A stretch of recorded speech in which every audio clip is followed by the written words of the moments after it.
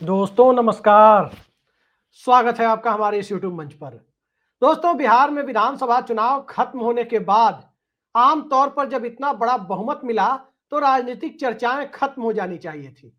लेकिन बिहार में राजनीतिक चर्चाएं खत्म होने की बजाय बढ़ती जा रही हैं और ये बढ़ने का कारण दरअसल ये है कि भारतीय जनता पार्टी ने जनता दल यूनाइटेड को और खासकर बिहार में नीतीश कुमार को एक स्टॉप गैप अरेंजमेंट वाले चीफ मिनिस्टर की तरह रखा है। भारतीय जनता पार्टी अगले 5 साल नीतीश कुमार मुख्यमंत्री रहेंगे, न तो ये चुनाव के दरमियान कहा और न ही शपथ दिलाने के बाद कहा गया। भाजपा के शीर्ष नेताओं ने गांधी मैदान में शपथ ग्रहण समारोह में शिरकत जरूर की। प्रधानमंत्री नरेंद्र मोदी और गृह मंत्री अमित शाह ने भी शिरकत की। चिराग पासवान ने भी शिरकत की। लेकिन शपथ ग्रहण के बाद विभाग के बंटवारे का मामला जिस तरह से चार्टर्ड प्लेन के माध्यम से दिल्ली पटना के बीच घूमता रहा और अंततः बिहार में पुलिस प्रशासन एक तरह से भारतीय जनता पार्टी को सुपुर्द करना पड़ गया, डिप्टी सीएम सम्राट चौधरी को गृह मंत्री बनाना पड़ गया, उसके बाद अब करीब तय हो चला है कि बिहार के अंदर नीतीश कुमार प्लान बी पर काम कर चुके हैं। पिछले 20 सालों में नीतीश कुमार ने लॉ एंड ऑर्डर का जिम्मा अपने हाथ से छोड़ा नहीं था। हालांकि आईएएस का यानी सामान्य प्रशासन का मामला अपने हाथ में ही रखा है, लेकिन पुलिस प्रशासन अब सम्राट चौधरी यानी बीजेपी के हिस्से होगा। क्या नीतीश कुमार इस परिस्थिति को देख पाएंगे? कई सारी ऐसी परिस्थितियां दिखाई दे रही है और कई सारे ऐसे साक्ष्य अब दिखाई देने लगे हैं जिससे साफ साफ लग रहा है कि भारतीय जनता पार्टी और जनता दल यूनाइटेड के बीच सब कुछ सामान्य नहीं है। दरअसल जेडीयू ये मानकर चल रही है, मैंने कई सारे जेडीयू के अंदरूनी सूत्रों से बात की, जनता दल यूनाइटेड ये मानकर चल रहा है कि उत्तर प्रदेश के विधानसभा चुनाव तक नीतीश कुमार को राजनीतिक तौर पर छेड़ा नहीं जाएगा। यानी अगले 14-15 महीनों तक, मार्च 2027 तक, जिसमें बमुश्किल 15 महीने बचे हुए हैं, इन 15 महीनों के दरमियान बिहार में नीतीश कुमार की कुर्सी के साथ कोई छेड़छाड़ नहीं की जाएगी। लेकिन उसके बाद नीतीश कुमार को कुर्सी पर नहीं रहने दिया जाएगा, ये बात जनता दल यूनाइटेड मानकर चल रहा है। उत्तर प्रदेश के चुनाव तक इसलिए नहीं छेड़ा जाएगा क्योंकि नीतीश कुमार के स्वजातीय वोटर अगर अखिलेश यादव के रथ पर सवार हो गए तो तय मानिए कि उत्तर प्रदेश में अखिलेश यादव को पूर्ण बहुमत में आने से रोकना मुश्किल हो जाएगा। राहुल गांधी और अखिलेश यादव की जोड़ी लोकसभा चुनाव से भी बड़ा कमाल दिखा पाएगी। इसलिए नीतीश कुमार चूंकि अपने समुदाय के पूरे देश के अंदर एक स्वीकार्य नेता है, जहां उनकी पार्टी है वहां तो है ही, जहां उनकी पार्टी बहुत मजबूत उपस्थिति दर्ज नहीं कराती, वहां भी वो अपने समुदाय के बीच सबसे बड़े नेता के तौर पर देखे जाते हैं। इनमें कहीं कोई दो राय नहीं। तो यूपी के चुनाव तक नीतीश कुमार को छेड़ा नहीं जाएगा, क्या जनता दल यूनाइटेड इस पर हाथ धरे बैठा हुआ है? जी नहीं। अंदर खाने की खबर यही है कि जनता दल यूनाइटेड भारतीय जनता पार्टी को वो मौका नहीं देने जा रही कि भाजपा जेडीयू से कुर्सी छीने। नीतीश कुमार को छेड़ने की कोशिश भारतीय जनता पार्टी करे। लिहाजा उत्तर प्रदेश के चुनाव में अभी 14-15 महीने का वक्त है।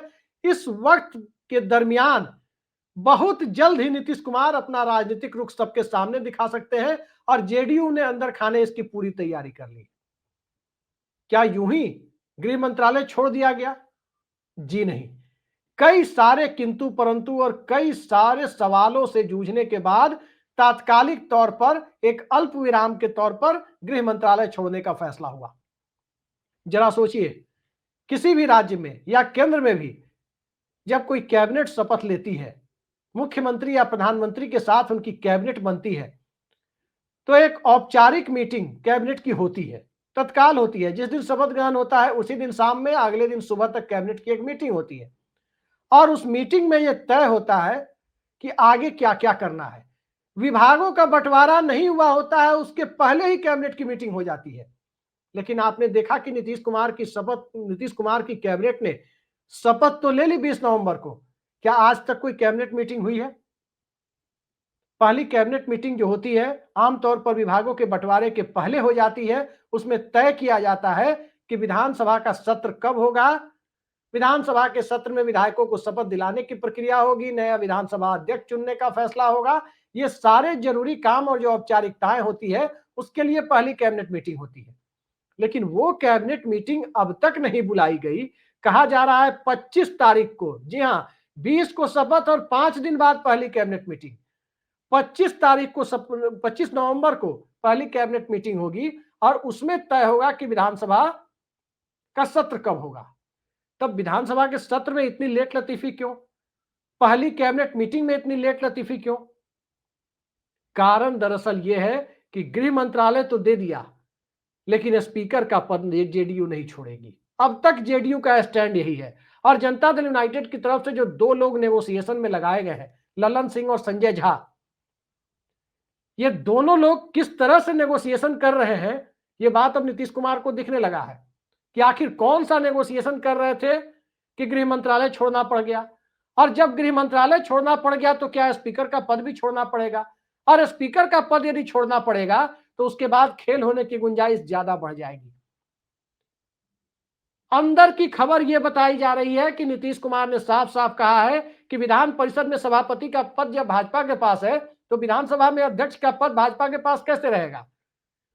वहां भी कोई एक सदन की अध्यक्षता ही रहेगी और विधान परिषद में वो है विधानसभा अध्यक्ष की कुर्सी जनता दल यूनाइटेड लेगी। कई सारे नाम चल रहे हैं। भारतीय जनता पार्टी की तरफ से विनोद नारायण झा का नाम है, बीजेपी की तरफ से प्रेम कुमार का नाम है, जनता दल यूनाइटेड की तरफ से महेश्वर हजारी का नाम है, मंजीत सिंह का नाम है और नरेंद्र नारायण यादव का भी नाम है।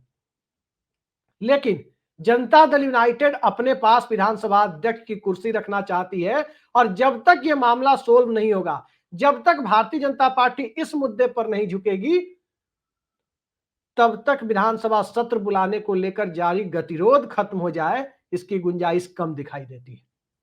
इसीलिए पहली कैबिनेट नहीं बुलाई जा रही है, क्योंकि पहली कैबिनेट होगी तो सत्र की तारीखें तो तय कर रही होंगी। सत्र की तारीखें तय कर ली जाए और उसके पहले तय कर ली जाए जब स्पीकर का पद किसके पास जाएगा यह फैसला ना हुआ हो, तो आप अंदाजा लगा सकते हैं कि नीतीश कुमार के साथ खेल होने की गुंजाइश और बढ़ गई। याद रखिए, ये वही नीतीश कुमार है। जब तय हो गया कि 19 तारीख को एनडीए विधायक दल की बैठक होगी, तब उसके 3 दिन पहले राजभवन जाकर राजभवन को यह कहते हैं, राज्यपाल को यह कहते हैं कि विधानसभा 19 तारीख से भंग की जाए। 16 या 17 जिस दिन उन्होंने राज्यपाल से मुलाकात कर सिफारिश सौंपी, उस दिन की तारीख तय नहीं की। क्यों नहीं की? क्योंकि जब तक वो नेता नहीं चुने जाए तब तक विधानसभा भंग नहीं हो, और जब तक विधानसभा भंग नहीं होती, नई सरकार के गठन की प्रक्रिया, नए मुख्यमंत्री को गठन को शपथ दिलाने की प्रक्रिया राज्यपाल शुरू नहीं कर सकते थे। तो ये बार्गेनिंग पावर नीतीश कुमार ने अपने हाथ में रखी। लेकिन इस बार्गेनिंग पावर के बावजूद गृह मंत्रालय सम्राट चौधरी के लिए बीजेपी ने हासिल कर लिया। अब कई सारी और परिस्थितियां हैं कि कैसे जनता दल यूनाइटेड ने अपनी तरफ से बड़े बड़े खेल शुरू कर दिए हैं। 26 सदस्यों की कैबिनेट बनी, कायदे से 9 मंत्री और उसमें शामिल हो सकते हैं। मुख्यमंत्री को मिलाकर अधिकतम 36 मंत्री बिहार में हो सकते हैं, क्योंकि 91वें संविधान संशोधन के मुताबिक लोअर हाउस, केंद्र में लोअर हाउस लोकसभा और राज्य में लोअर हाउस विधानसभा, यानी सदन के निम्न सदन, विधायिका के निम्न सदन की जो सदस्यता होती है उसके 15% से ज्यादा लोग मंत्री नहीं हो सकते। अब 243 का 15% 36 ही होता है, तो अधिकतम 36 मंत्री ही शपथ ले सकते हैं। 26 मंत्री शपथ ले चुके हैं, एक मुख्यमंत्री है, 27 है। भाजपा के कोटे से 14 लोग बन गए, 4 अन्य मंत्री बन गए। भाजपा और जदयू के विधायकों में महज 4 विधायकों का अंतर है। जदयू के कोटे से भी कम से कम 6 या कम से कम उससे एक कम मान ले कि 4 विधायक कम है, तो 5 मंत्री तो और बन सकते थे। नीतीश कुमार ने अपनी पार्टी से 8 मंत्री ही क्यों बनाए? 8 मंत्री इसलिए बनाए क्योंकि विधानसभा अध्यक्ष पद पर बार्गेनिंग करनी थी कि विधानसभा अध्यक्ष हमारा होना चाहिए क्योंकि मंत्री कम है।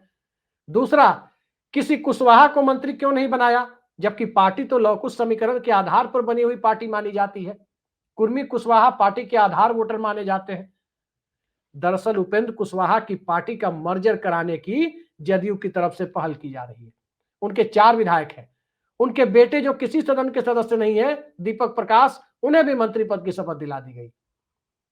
उपेंद्र कुशवाहा को नीतीश कुमार ये फील कराना चाहते हैं कि यदि वो जेडीयू में आते हैं तो जेडीयू के सर्वमान्य कुशवाहा चेहरा और कोई और नहीं बल्कि वही होंगे।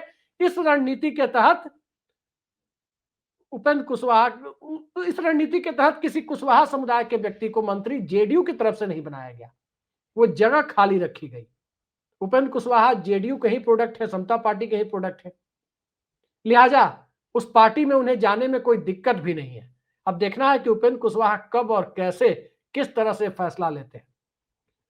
दूसरा महत्वपूर्ण तथ्य यह है कि कई सारे छोटे छोटे दल, जैसे उपेंद्र कुशवाहा की पार्टी के 4 विधायक हैं, अगर उपेंद्र कुशवाहा की पार्टी जेडीयू में मर्जर करती है तो पहली बात तो यह है कि उपेंद्र कुशवाहा का मार्च में राज्यसभा का टर्म खत्म हो रहा है, वो जनता दल यूनाइटेड की तरफ से राज्यसभा जाने के लिए स्वतंत्र होंगे, और बहुत संभव है कि संजय झा की जगह, रामनाथ ठाकुर की जगह पार्टी का चेहरा भी राज्यसभा के अंदर वही बना दिया जाए। इस बात की पूरी संभावना है। बेटे मंत्री हैं ही, पत्नी विधायक हो ही गई है, तो जेडीयू की कुशवाहा लीडरशिप पूरी तरह से उपेंद्र कुशवाहा के हाथ में चली जाए, या नीतीश कुमार एक कुशवाहा चेहरे के तौर पर उन्होंने ग्रूम किया जैसे उपेंद्र कुशवाहा को, उन्हें ही दे दे ये अवसर सम्राट चौधरी के डिप्टी सीएम बनने के बाद, उपेंद्र कुशवाहा के लिए किसी सुनहरे मौके से कम नहीं है, लिहाजा वो इसे भुनाने के लिए बेचैन है। ऐसी खबर आ रही है कि वो बेचैन है, बेचैन है नहीं है वही जाने। तो इस तरह की परिस्थिति में अगर रालोसपा, जिसका अब नया नाम आरएलएम है, अगर उपेंद्र कुशवाहा की पार्टी का मर्जर होता है तो जेडीयू और भाजपा बराबर बराबर 89 की संख्या पर होंगे। नीतीश कुमार उससे आगे निकलना चाहते हैं।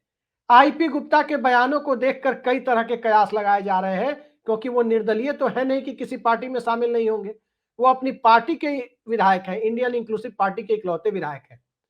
और आज कांग्रेस पार्टी के नवनिर्वाचित विधायक अभिषेक रंजन, जो पश्चिमी चंपारण से जीते हैं, चनपटिया विधानसभा से, उन्होंने आईपी गुप्ता से मुलाकात की है। अब आईपी गुप्ता के बयान तरह तरह के आ रहे हैं, उससे मिक्स सिग्नल मिल रहा है। कहा जा रहा है भारतीय जनता पार्टी भी उन्हें अपने पाले में खींचना चाहती है, लेकिन आईपी गुप्ता को बखूबी पता है कि अगर बीजेपी में गए तो बीजेपी के समंदर में कहीं खो जाएंगे, उनकी राजनीतिक अहमियत खत्म हो जाएगी। जनता दल यूनाइटेड में गए तो जनता दल यूनाइटेड में उनकी राजनीतिक अहमियत बनी रहेगी। ये बात जैसे उपेंद्र कुशवाहा को समझ में आ रही है, वैसे आईपी गुप्ता भी शायद इसे समझ रहे हैं। अभिषेक रंजन ने मुलाकात की है, कहा जा रहा है कि वो बीजेपी में ना जाएं, कहीं इसके लिए ही उन्हें समझाने तो नहीं गए थे कि वहां जाने के बाद आपको कोई पूछेगा भी नहीं। कई सारी ऐसी बातें हैं। बसपा के एक विधायक हैं असदुद्दीन ओवैसी ने नीतीश कुमार के सरकार के समर्थन के संकेत दिए हैं। 5 विधायक उनके हैं। पिछली बार भी 4 विधायक टूट गए थे, और जो 4 टूटे थे वो पहले जेडीयू में ही शामिल होना चाहते थे, लेकिन उस वक्त की परिस्थितियों के मुताबिक नीतीश कुमार के कहने पर ही वो आरजेडी में गए थे। लिहाजा अब यदि नीतीश कुमार कहें कि आप आरजेडी में चले जाएं, तब भी वो नहीं जाएंगे। इसलिए भी आरजेडी में नहीं जाएंगे कि वो जो 4 विधायक आरजेडी में गए थे एमआईएम से, उन 4 का टिकट इस विधानसभा चुनाव में आरजेडी ने काट दिया था। तो ऐसी पार्टी में जाना जहां जाने के बाद अगले चुनाव में टिकट मिलने की भी गारंटी ना हो, ये काम तो कम से कम ओवैसी के विधायक नहीं करेंगे। स्वाभाविक है कि उन्हें अपनी पार्टी के विधायक बचाने की चिंता है, इसलिए वो नीतीश कुमार को यह संकेत दे रहे हैं कि भाई हमारे विधायक तो मत तोड़िए, हम तो आपके साथ हैं। उन्हें अभी से आभास हो चला है, लेकिन 4 विधायक वो भी हैं जिन पर उनकी नजर है। कई लोग कांग्रेस के कुछ विधायकों के टूटने की बात भी कहते हैं, लेकिन याद रखिए नीतीश कुमार कांग्रेस के विधायकों को तभी तोड़ेंगे जब उन्हें लगेगा कि भारतीय जनता पार्टी कांग्रेस के विधायकों को तोड़ सकती है, अन्यथा कांग्रेस पार्टी को तोड़ने की जहमत नीतीश कुमार नहीं उठाएंगे।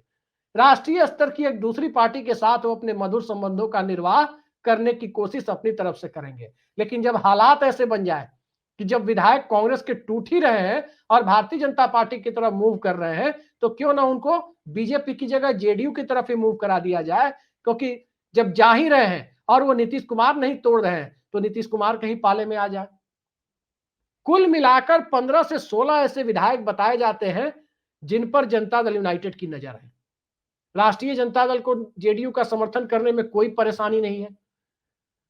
वाम दलों के 3 विधायक हैं, उन्हें जेडीयू का समर्थन करने में कोई परेशानी नहीं है। और जिस तरह की परिस्थिति बन रही है, उन परिस्थितियों में भारतीय जनता पार्टी के साथ नीतीश कुमार बने रहेंगे, बिना गृह मंत्रालय के मुख्यमंत्री, बिना स्पीकर के मुख्यमंत्री, स्पीकर उनकी पार्टी का ना हो तब भी मुख्यमंत्री, तो सरकार की कोई भी लगाम न तो पुलिस प्रशासन हाथ में और न ही सदन उनकी पार्टी के हाथ में, उनकी पार्टी के नेता के हाथ में। ऐसी सरकार में भला नीतीश कुमार टिक जाएंगे? उनके स्वभाव को देखने वाला, समझने वाला, उनकी सियासत को देखने समझने वाला कोई भी व्यक्ति इस बात को मानने के लिए तैयार नहीं है, और खासकर उस परिस्थिति में मानने को कोई तैयार नहीं है जब सबको यह पता है कि भारतीय जनता पार्टी उत्तर प्रदेश चुनाव के बाद नीतीश कुमार के साथ खेल करेगी, करेगी ही करेगी, वो मानने वाली नहीं है। तो सबसे पहले जो संकेत मिल रहे हैं वो ये है कि जिन दो लोगों को के माध्यम से नेगोशिएशन किया जा रहा था, उन दो लोगों की भूमिका जनता दल यूनाइटेड में तत्काल प्रभाव से अब कम की जाएगी। नीतीश कुमार की चिंता कहां तक थी? शपथ लेने तक थी, क्योंकि महाराष्ट्र मामले में जो फैसला आया था सुप्रीम कोर्ट का, उसमें शपथ के बाद की परिस्थितियां गवर्नर के हाथ से अब निकल गई हैं। शपथ के वक्त फ्लोर टेस्ट के लिए कहा नहीं, इसलिए नहीं कहा क्योंकि उन्हें पता था 202 का समर्थन है अभी, और बाद में कहने के लिए सुप्रीम कोर्ट की संविधान पीठ ने रोक लगा रखी है कि अब वो कह नहीं सकते कि विश्वास मत हासिल कीजिए। जिनको सरकार को गिराना होगा, जिनको सरकार के बहुमत में शक होगा, वो अविश्वास प्रस्ताव ही लेकर आएंगे, या फिर मुख्यमंत्री को यदि खुद अपने अविश्वास पर, अपने सदन के अंदर अपने बहुमत पर शक होगा, तो मुख्यमंत्री खुद से चाहे तो विश्वास मत ला सकते हैं। अब गवर्नर के हाथ से बाजी निकल गई है।